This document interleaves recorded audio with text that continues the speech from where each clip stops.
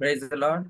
கர்த்தராகிய இயேசு கிறிஸ்து நாமத்தினால உங்களை எல்லாரையும் இந்த அழியாமை, நித்திய ஜீவன், அதாவது இன்கரப்ஷன் அண்ட் இட்டர்னல் லைஃப் குறித்ததான வேத பாடத்துக்கு உங்களை நான் வெல்கம் பண்றேன். இது இரண்டாம் பாகம். ஸோ கர்த்தர் நல்லவர். முதலாம் பாகத்துல நம்ம பார்த்தோம், சாகருடைய சாவை நான் விரும்புகிறதில்லை அப்படின்னு ஆண்டவர் சொல்றார். ஸோ நம்மை படித்த தேவன், நம்மை உருவாக்கினவர், நம்முடைய தகப்பனுடைய இருதயம் எப்பேற்பட்ட இருதயமா இருக்குதுன்னா, I do not delight in the death of the wicked அப்படின்றாரு. தமிழ்ல சாகரவனுடைய சாவை அப்படின்னு சொல்லப்பட்டிருக்கிறது. ஆனா ஆங்கிலத்துல அதோட ஒரிஜினாலிட்டியில படிக்கும் பொழுது பாத்தீங்கன்னா, ஒரு துன்மார்க்கனுடைய சாவை கூட நான் விரும்பாத ஒரு தேவனா இருக்கிறேன். அவன் மனம் திரும்ப வேண்டும், அவன் வாழ வேண்டும், அவன் நன்றாய் இருக்க வேண்டும் என்பதை நான் விரும்புகிறேன் அப்படிங்கிற தேவனுடைய மகத்துவமான அவருடைய இருதயத்தை நம்ம பார்த்தோம். ஸோ இதுக்கான மொத்த பிளேலிஸ்ட் லிங்க் உங்களுக்கு நான் டிஸ்கிரிப்ஷன்ல கொடுக்குறேன். அந்த செய்திகளை நீங்க கேட்கும் பொழுது தேவனால் நீங்க ஆசீர்வதிக்கப்படுவீர்கள். ஆமே. ஸோ இந்த பாடத்துல நம்ம பார்க்க போறது 115ஆம் சங்கீதம். 115ஆம் சங்கீதத்தில் உள்ள ஜீவனை குறித்ததான வெளிச்சத்துல நம்ம பார்க்க போகிறோம். அதுல நம்ம எடுத்திருக்கிற மெயின் 2 கேப்ஷன்ஸ் என்னன்னு பார்த்தீங்கன்னா, மகிமை, ஜீவன். இந்த மகிமைக்கும் ஜீவனுக்கும் எப்பேற்பட்ட ஒரு தொடர்பு இருக்கிறது வேதத்துல. தேவன் மகிமை உள்ளவர், தேவன் நித்திய ஜீவன் உள்ளவர்.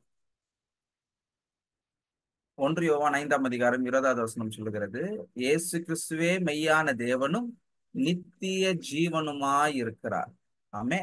அப்போ நீங்க இயேசு கிறிஸ்துவை ஏற்றுக்கொண்டவர்களாய், இயேசு கிறிஸ்துவை சொந்த ரட்சகராய் ஏற்றுக்கொண்டவர்கள், நித்திய ஜீவனுமாய் இருக்கிற இயேசு கிறிஸ்துவை ஏற்றுக்கொண்டவர்களாய் இருக்கிறீங்க. வேதம் சொல்கிறது கிறிஸ்து நம்முடைய இருதயங்களில் இருக்கிறார் அப்படின்னு. அப்போ நித்திய ஜீவன் என்பது இனிமேல் உங்களுக்கு வரப்போகிற காரியமா இல்லை.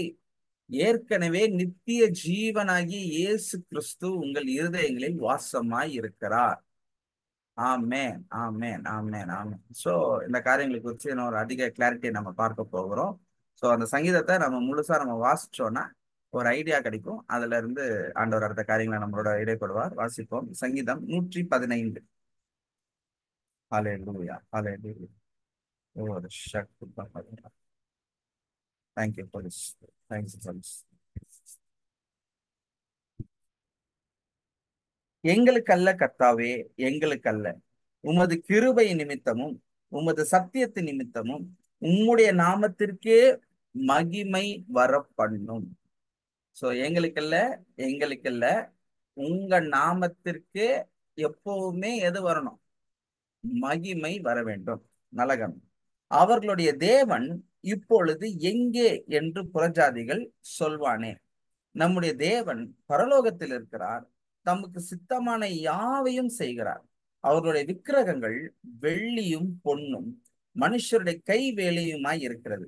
அவைகளுக்கு வாயிருந்தும் பேசாது, அவைகளுக்கு கண்கள் இருந்தும் காணாது, அவைகளுக்கு காதுகள் இருந்தும் கேளாது, அவைகளுக்கு மூக்கிருந்தும் முகராது, அவைகளுக்கு கைகளிலிருந்தும் தொடாது, அவைகளுக்கு கால்களிலிருந்தும் நடவாது, தங்கள் தொண்டையால் சத்தமிடவும் மாட்டாது.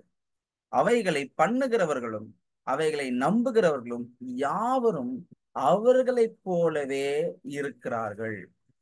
சோ இங்க எழுதுகிறவர்கள் என்ன சொல்றாங்கன்னா, புறஜாதியார்கள் நம்முடைய தேவனை தவறாய் புரிந்து கொள்கிறார்கள். உங்கள் தேவன் எங்கே என்று எப்படி அவங்களால சொல்ல முடியும்? அவன் என்னத்த பெருசா வணங்கிட்டு இருக்கிறான்? வெள்ளியும் பொண்ணும் மனுஷருடைய கை வேலையாக இருக்கிற விக்கிரகங்களை தானே வணங்கிட்டு இருக்கிறாங்க. அவங்களுக்கு எல்லாம் இருந்தும் ஒன்னும் என்னவா இல்லைன்னா செயல்பாட்டுல இல்லை, எதுவுமே உயிரோடதா இல்லை.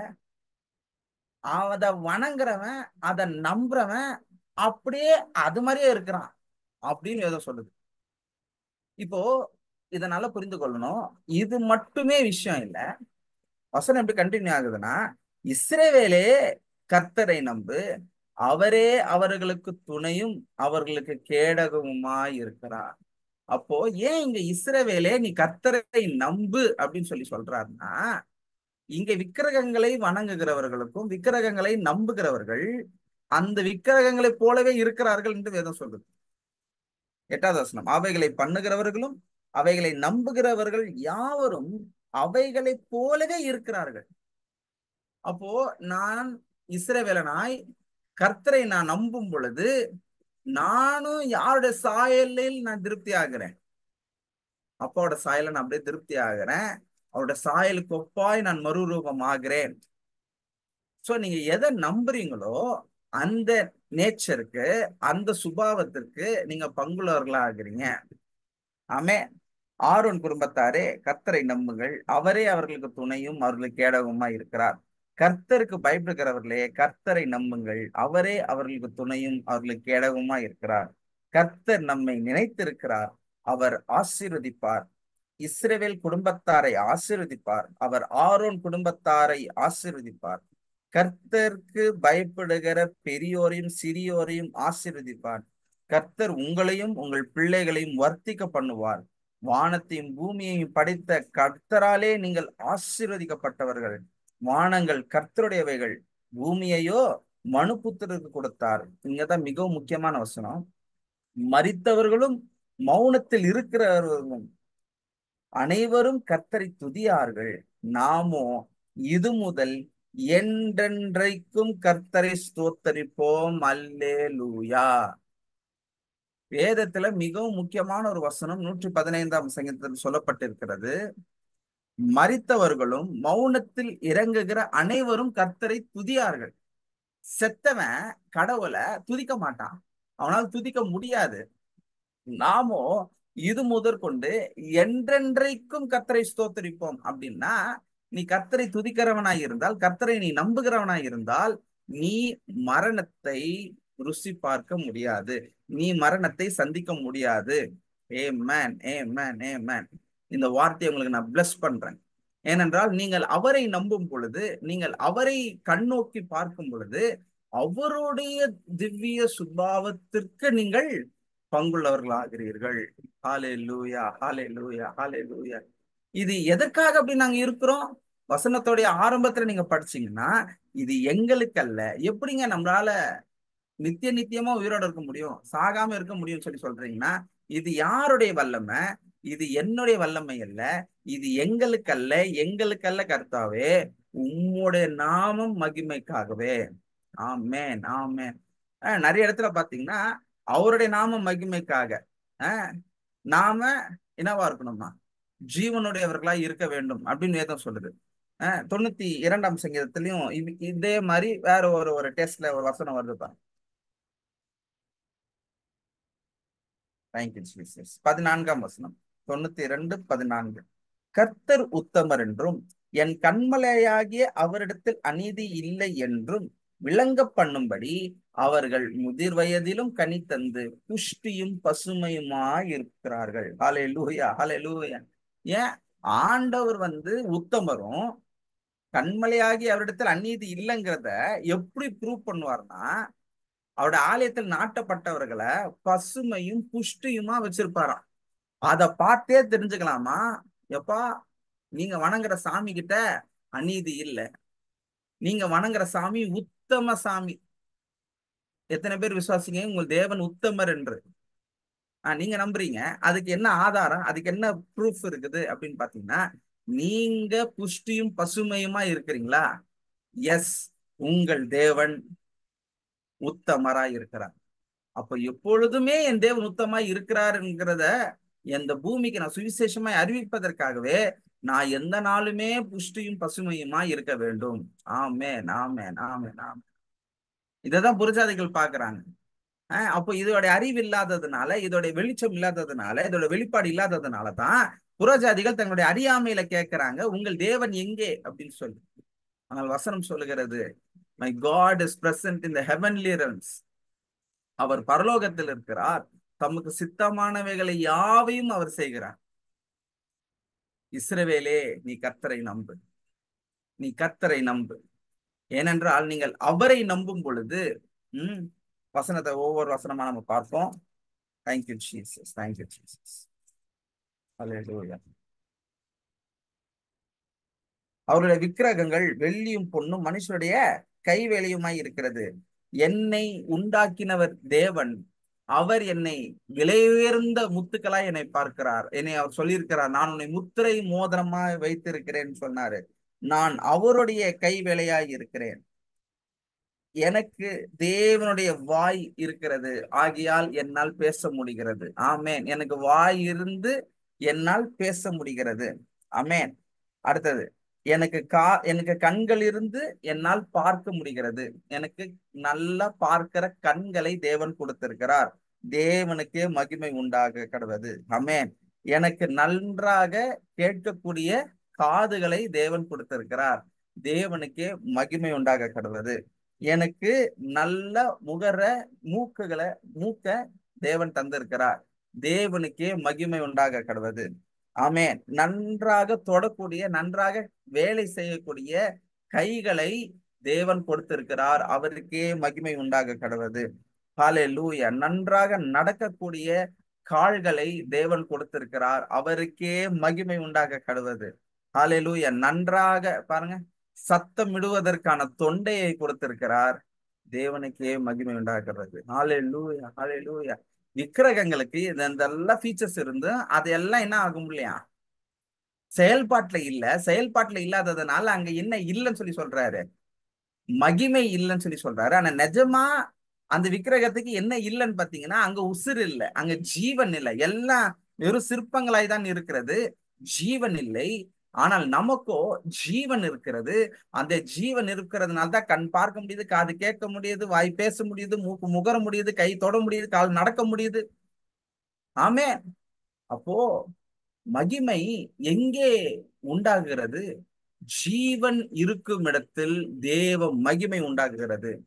இயேசு கிறிஸ்து இந்த பூமியில இருக்கும் பொழுது மார்த்தாளிடத்துல சொன்னார், நீ விசுவாசித்தால் தேவ மகிமையை காண்பாய் அப்படின்னு சொல்லி, அங்கே எந்த ஒரு அற்புதத்தை அவர் செய்கிறார் அப்படின்னு பாத்தீங்கன்னா, மரித்து 3 நாள் தாண்டி 4ஆம் நாள் மரித்து போயிருக்கிற, நம்பிக்கையற்ற நிலைமையில் இருக்கிற, நாற்றம் அடிக்க ஆரம்பித்த லாசருவின் சரீரத்தை அவர் உயிர்த்தெழ வைத்து தமது வல்லமையினாலே அவனுடைய நாமத்தை வைத்து அவனை வெளியே வா என்று சொல்லி அவனை திரும்பவும் ஜீவனுக்கு அவனை அழைக்கிறார். லாசரு திரும்பவும் உயிரோட வரான்.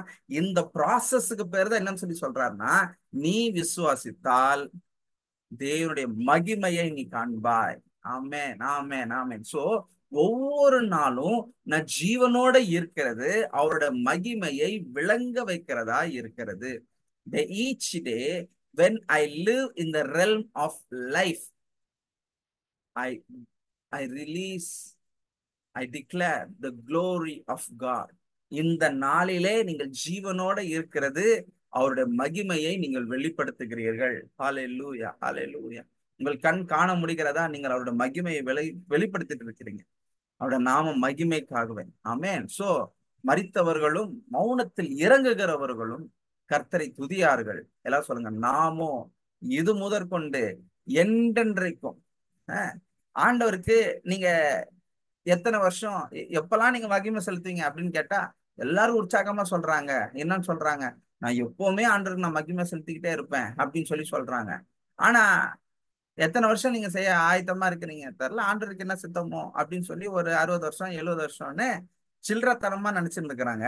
எல்லாம் சொல்லுங்க, நானோ இது முதற்கொண்டு என்றென்றைக்கும் என்றென்றைக்கும் என்றென்றைக்கும் கர்த்தரை ஸ்தோத்தரிப்பேன். நான் எதற்காக நான் நித்திய ஜீவன்ல வாழணும்? நான் எதுக்காக நான் அழியாமையில, நான் சாகாமையில, நான் ஜீவனோட இருந்து கொண்டே இருக்கணும்? அவரை ஸ்தோத்தரிக்க, அவருக்கு நான் நன்றி செலுத்த. அதான் தாவீது சொல்லுகிறார், நான் சாகாமல் பிழைத்திருந்து கர்த்தருடைய செய்கைகளை விவரிப்பேன். ஆமென், ஆமென், ஆமென். அவருடைய நாமத்தை மகிமைப்படுத்த, அவரை உயர்த்தி பாட, ஹல்லேலூயா, அவருக்கு நான் நன்றி செலுத்த, நான் என்னாலும் ஜீவனோட நான் இருப்பேன். எல்லாம் சொல்லுங்க, நான் சாகாமல் பிழைத்திருந்து கர்த்தருடைய செய்கைகளை விவரிப்பேன். ஆமென், ஆமென். ஆகையால் அவரை துதிக்கிறவர்களை தேவன் காப்பாற்றுகிறவராய் இருக்கிறார். ஹல்லேலூயா. அவருக்கு ஸ்தோத்திரம் செலுத்துகிறவர்கள், ஸ்தோத்திரம் செலுத்துகிறதுனால, ஸ்தோத்திரம் பெறுகிறதுனால கிருபையும் பெருகுகிறது. சோ ஒவ்வொரு நாளும் நமக்கு ஆயிரத்தெட்டு பலவீனம் இருக்கலாங்க, நமக்கு ஆயிரத்தெட்டு போராட்டங்கள் இருக்கலாங்க. அவர்கள் எல்லாவற்றிலும் தேவனுடைய கிருபை நம்மை காப்பாற்றுகிறதா இருக்கிறது. ஆமென், ஆமென், ஆமென், ஆமென், ஆமென். இது தேவ கிருபை, இது தேவ கிருபை. நீங்கள் ஜீவனோடு இருப்பது தேவனுடைய கிருபைனா, அந்த கிருபைக்கு ஒரு நாளும் அழிவில்லை. உங்கள் ஜீவனுக்கும் ஒரு நாளும் அழிவில்லை. ஆமா, தேவன் உங்கள் மரணத்தை பரிகரித்தார். தேவன் உங்கள் மரணத்தை அழித்து விட்டார். தேவன் உங்கள் மரணத்தை ஜெயித்து விட்டார். நீங்கள் அழியாத ஜீவனுக்குரியவர்களாய் இருக்கிறீர்கள். அழியாத வித்தினாலே உங்களை மறுபடியும் ஜெனிப்பித்திருக்கிறார். நீங்கள் சாக வேண்டிய அவசியம் இல்லை பிரதர். நீங்கள் நித்திய நித்தியமாய் தேவனுடைய சாயலே இந்த பூமியில வெளிப்படுத்துவதற்கு, அவருக்கு ஸ்தோத்தரிப்பதற்கு, நீங்கள் என்றென்றைக்கும் இந்த பூமியில நீங்கள் வாழும் தகுதி உள்ளவர்களாய் இருக்கிறீர்கள். கடைசியாக இந்த வசனத்தை சொல்லி நான் முடிச்சுறேன். வாசிப்போம். சங்கீதம் 37. ஹல்லேலூயா. 37:29. நீதிமான்கள் பூமியை சுதந்தரித்துக் கொண்டு என்றென்றைக்கும் அதிலே வாசமாயிருப்பார்கள். ஆமென், ஆமென். நீதிமான்கள் பூமியை சுதந்தரித்துக் கொண்டு என்றென்றைக்கும் அதிலே வாசமாயிருப்பார்கள். இந்த வார்த்தைகளை உங்களுக்கு நான் சொல்லி நான் பிளஸ் பண்றேன். நீங்கள் லேண்டுகளை சுதந்திரிப்பீங்க, நீங்க பூமியை சுதந்திரிப்பீங்க. இன்னும் வாடகை வீட்டிலேயே இருந்து நீங்க ஒவ்வொரு தடையும் நீங்க கஷ்டப்பட்டு இருக்கிறீங்களா? தேவன் உங்களுக்கு சொந்த வீடுகளை தருகிறத நான் டிக்ளேர் பண்றேன். நீங்கள் கட்டாத வீடுகளை, நீங்கள் நடாத தோட்டங்களை நீங்கள் சுதந்திரிப்பீர்கள் இயேசுவின் நாமத்தினால. எஃபர்ட்லெஸ்ஸா தேவனுடைய கிருபையினால, தேவனுடைய ஈவன் படி நீங்கள் ஜீவனை அடைந்து ஆழ்வீர்கள் என்பதை தேவனுடைய வார்த்தை பலத்தின் கொண்டு நான் உங்களுக்கு நான் டிக்ளேர் பண்றேன். உங்க வாழ்க்கையில அடைப்பட்டு இருக்கிற ஒவ்வொரு அடைப்புகள் ரிலீஸ் ஆகுறதற்காக ஸ்தோத்திரம். பரலோக வாசல்கள் திறக்கப்பட்டிருக்கிறதற்காக ஸ்தோத்திரம். உங்க வாழ்க்கையில வெளிச்சம் உதித்ததுக்காக ஸ்தோத்திரம். வெளிச்சம் உதித்ததுக்காக ஸ்தோத்திரம். அவருக்குள் ஜீவன் இருந்தது, அந்த ஜீவன் மனுஷருக்கு ஒளியாயிருந்தது என்று யோவான் சொன்னது போல இதை ஏசாயா சொல்லுகிறார். எழும்பி பிரகாசி, உன் ஒளி வந்தது, கர்த்தருடைய மகிமை உன் மேல் உதித்தது. ஆமென். ஜீவனை இங்க ஒளியா சொல்லி சொல்றாரு. ஆனா வெளிச்சம் வந்த இடத்துல, பிரகாசம் வருகிற இடத்துல மகிமை உண்மையில் உதித்தது அப்படின்னு சொல்லி சொல்றாரு. So glory, light and life, இது எல்லாமே இன்டர் கனெக்டடா இருக்குது. ஆமென். சோ மகிமையினால நிரம்புகிறவர்களா இருங்க, ஜீவனாலே நிரம்புகிறவர்களா இருங்க, தேவனுடைய வெளிச்சத்துல நிரம்புகிறவர்களா இருங்க. இந்த ஸ்தானத்துல தேவன் உங்களை அமர வைத்திருக்கிறார். உன்னதங்களில அவரோடு கூட உட்கார வைத்திருக்கிறார். நீங்கள் ஆளுகிறவர்களா இருக்கிறீங்க. மரணம் உங்களை மேற்கொள்ள முடியாது. மரணத்தை உங்கள் காலின் கீழ் மிதித்து போடுங்கள். தடைகளை உங்கள் கால்களின் கீழ் மிதித்து போடுங்கள். வியாதிகளை உங்கள் கால்களின் கீழ் மிதித்து போடுங்கள். எல்லா சாப கட்டுகளை, எல்லா பிசாசன் கட்டுகளை உங்கள் காலின் கீழ் மிதித்து போடுங்கள். ஏனென்றால் அவர் மரணத்தை ஜெயமாய் விழுங்கி இருக்கிறார். ஹல்லேலூயா, ஹல்லேலூயா. நாம் ஆராதிப்பது ஜீவாதிபதியை நாம் ஆராதிக்கிறோம். நீங்களும் ஜீவாதிபதியை நீங்க ஆராதிக்கிறீங்க. அதனால இந்த மரணத்தை நிராகரித்து ஜீவனை தேர்ந்தெடுப்பதுங்கிறது ஏதோ விளையாட்டுத்தனம் கிடையாது. இது சீரியஸான விஷயம். உங்க வாழ்க்கையில மிகவும் சீரியஸான விஷயம். நான் இஸ்ரவேலன், நான் கர்த்தரை நம்பும் போது அவரை நம்புகிற யாவரும் அவர்களே போலவே இருக்கிறார்கள். தேவன் எப்பேற்பட்டவர்? ஒருவராய் சாவாமை உள்ளவராய் இருக்கிறார். அப்போ நான் அவரை நம்ப அவருடைய குணாதிசயங்கள் என் வாழ்க்கையில அது வெளிப்படுகிறதா இருக்கிறது. ஆமென், ஆமென். மரித்தவர்களும் மௌனத்தில் இறங்குகிறவர்களும் கர்த்தரை துதியார்கள். நானோ இது முதற்கொண்டு என்றென்றைக்கும் கர்த்தரை ஸ்தோத்தரிப்பேன். இதனாலே தேவனுக்கு, என் அப்பாவுக்கு மகிமை உண்டாக கடவுது. ஹல்லேலூயா, ஹல்லேலூயா. எல்லாரும் நான் பிளஸ் பண்றேன். தேவன் பெரிய காரியங்களை செய்கிறார் உங்க வாழ்க்கையில. உங்களுக்கு நான் டிக்ளேர் பண்றேன், கர்த்தர் இதுவரைக்கும் தடைப்பட்டு இருக்கிற, மரணத்தினால் பிடித்து வைத்திருக்கிற ஒவ்வொரு கட்டுகளுக்கும் நான் நேம் சொல்லி அதை வெளியே வா என்று சொல்லி சொல்லுகிறேன். மகிமை வெளியே வரட்டும். ஹல்லேலூயா. பிளஸ் பண்றேன் இயேசு நாமத்தில் பிதாவே. ஆமென், ஆமென். God bless you. தொடர்ந்து இந்த தெய்வ செய்திகளை கேளுங்க. கர்த்தர் உங்களை ஆசீர்வதிப்பாராக. ஆமென்.